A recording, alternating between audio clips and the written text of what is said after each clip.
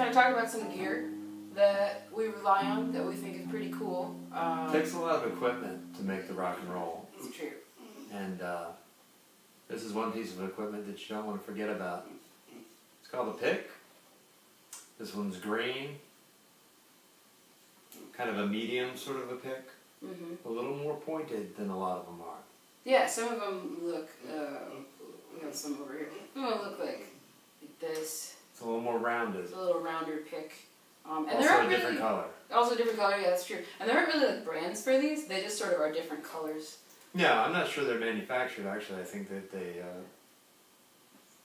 from some sort of plant. It's, well, or it's like salt, I think, like. It's mines. Yeah. At the pick mines. Pick mines, yeah.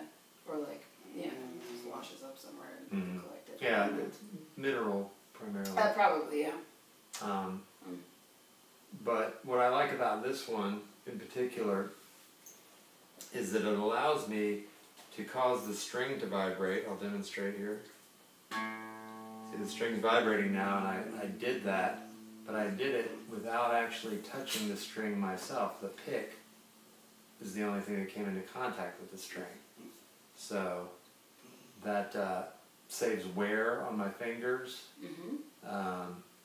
Also, if I don't feel like touching any kind of metal or alloy of any sort, the pick takes care of it for me.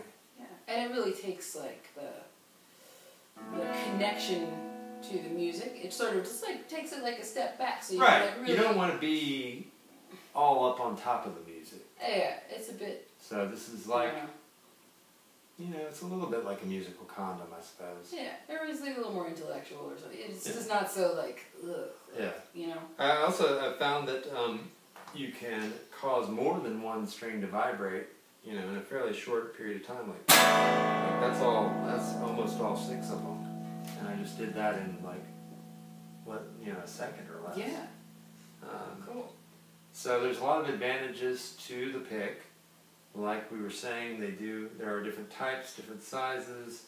I think you'll find that this one here, while also green and also pointed, it's a different size. Not sure why. You know, I think I know why. For smaller people? Well, for smaller people, yes, and for smaller guitars. But also, like, they pick them, like, when they're harvested, it's like a little bit earlier. Not full kind grown. of, yeah, or like, you know, green coffee beans and right. The roasted ones. They've just been on the tree so long that they're like the sun roasts them. So this I want is to kind check of like and see if this will also cause a string to vibrate because it is so much smaller. It seems to. If that vibration seems higher than what the other one made.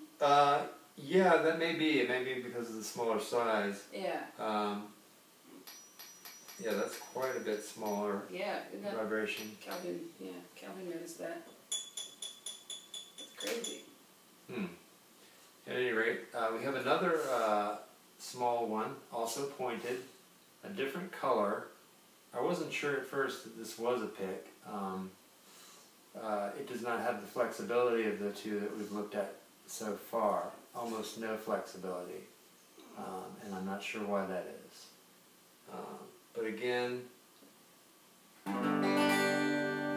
all 6 that time. So it's capable of multi-string vibration initiation. And once again, no contact with the string. I am fretting strings up towards the nut with my other hand, but as far as this hand goes, not coming into contact with the string at all. It's impressive. Yeah, that's really cool. Well, cool. So we know that there's like there's a couple different kinds of picks. There's green ones. There's big green ones. There's little green ones. There's pointed. There are varying degrees of pointedness. I see some other green ones that are not quite as pointed. Yeah. We wanted to talk a little bit about pick maintenance. Pick maintenance, yeah. Care and maintenance of the pick. I tend to keep a pick or two in my pocket, in my pants, and so when I take them out, I'll want to get as much of the lint off of the pick because the lint has very little musical utility, and so that's the majority of my pick maintenance consists of that. Yeah, I know like gearheads love to hear about this stuff. We thought it would be cool to show you how to make your own guitar picks. I also wanted to show you how picks exist in their natural state. Yeah. How you would come across them in the wild. Yeah, pretty much. You know, and as they get more popular, because they're like still pretty new, but as they get more popular, you'll be able to find them like mass produced and stuff. So it's kind of nice to know how to make your own. It's eco-friendly. Yeah. You know, and it just kind of gets you more in touch with your gear, with what you're using. Yeah. So we picked up some. We got some fresh picks, some like raw picks. Locally sourced. Yeah, locally sourced. We got them at Elwood Thompson, which is like a really nice Richmond like local natural market. You know, you probably find it at a fresh market or whatever. But they come in just like a little tub, and they come packed in their own. Yeah, and you'll see that the top is steamed up because they're kind of breathing. They kind of breathe, and they just make this like, they secrete this like gooey stuff, and it just kind of keeps them fresh. Calvin is interested in the gooey stuff, it's for sure. Cool, but don't eat it. You know, it doesn't taste very good. No, I don't think it would hurt you, but wouldn't help you either. Right. So we're gonna take this and just kind of walk you through the steps of how to prepare your own picks. So first things first, you want to start with your fresh picks. Take the cover off, and there they are swimming in their like their juice. You can kind of see all that. So what we got to do is we just want to reach in and kind of grab a couple.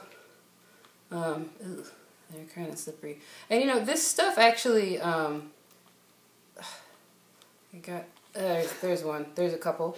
Got a couple of picks right there. And this stuff that they come in is actually like pretty good for your skin, I think. Like, thank you, Paul.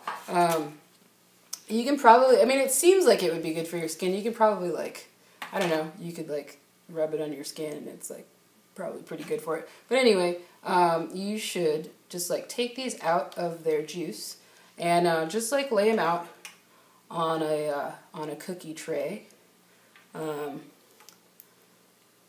You know, you just want to like space them evenly. And yeah, that's all of them. And so we'll just sort of spread these out so that they have room apart from each other. And so we're just going to put those, we preheated an oven to 450 degrees. And we're just going to put these in the oven so that they can kind of dry out. And so you can kind of see them right there. And we made some ahead of time. So, you know, just for kitchen magic, we made some ahead of time. And they turned out pretty well. You know, not all of them. Like this one turned out a little dinky. But yeah, so like, you know, we toasted them for a while and they came out looking pretty good. So there you have it. If you want to make your own picks, you just gotta, you know, find some nice fresh ones and just put a little time in, but it's totally worth it. You know, that's how you make a pick.